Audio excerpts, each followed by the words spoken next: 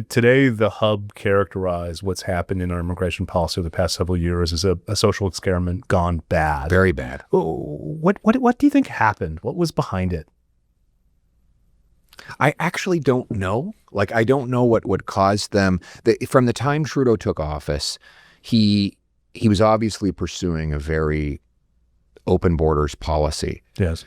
But he did something in 2021, 2022 that was well beyond even that.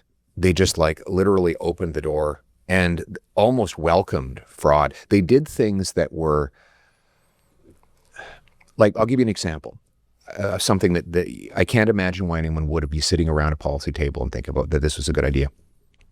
The Harper government was responsible for a policy that if you have higher than 6% unemployment in your locality, you can't have temporary foreign workers for hotels, accommodations, and restaurants. Hotels, retail, and restaurants. Because the idea is if you've got unemployed people, they should be getting those jobs first. The Liberals got rid of that so that even in places where you had high local unemployment, employers could go around the locals and hire a lower wage temporary foreign worker. Like, what could possibly be the rationale for that? That's not like, whoops, you can see what they were thinking, but it didn't turn out the way they thought. It's like, why would you do that? And was it a deliberate attempt to drive up profits for multinationals? Allow them to drive down wages? I don't know. I don't want to speculate, but that was the outcome. Mm-hmm.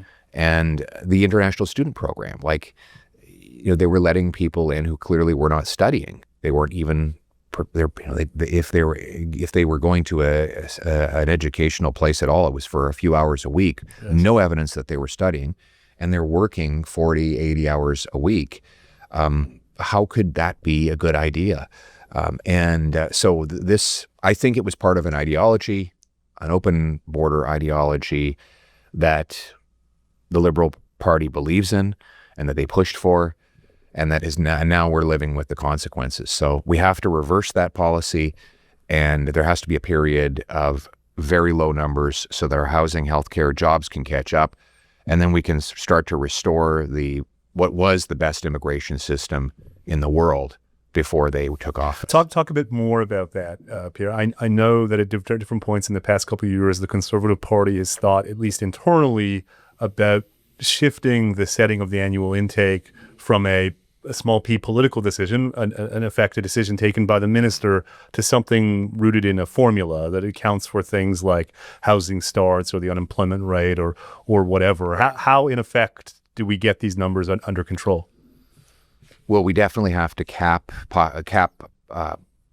population growth. Now, I say population growth because the emigration formula is that there's two parts to it. Yes. There's the numbers coming in and there's the numbers going out. Natural population growth in Canada is basically zero. In fact, it was negative for the recent quarter. So yes. When I say population growth, I'm talking really about immigration minus emigration. Yes.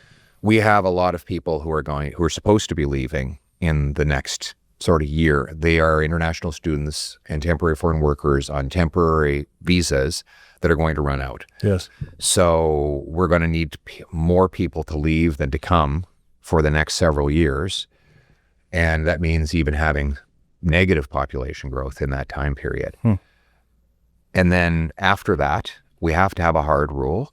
And I proposed this a long time ago, that the growth in the housing stock, job market, and availability of doctors must always be higher than the growth in population. And you can set that by the levels plan. There's something called the levels plan where the government actually sits down and pencils out how many people are going to be allowed to come in, how much our population is going to be allowed to grow.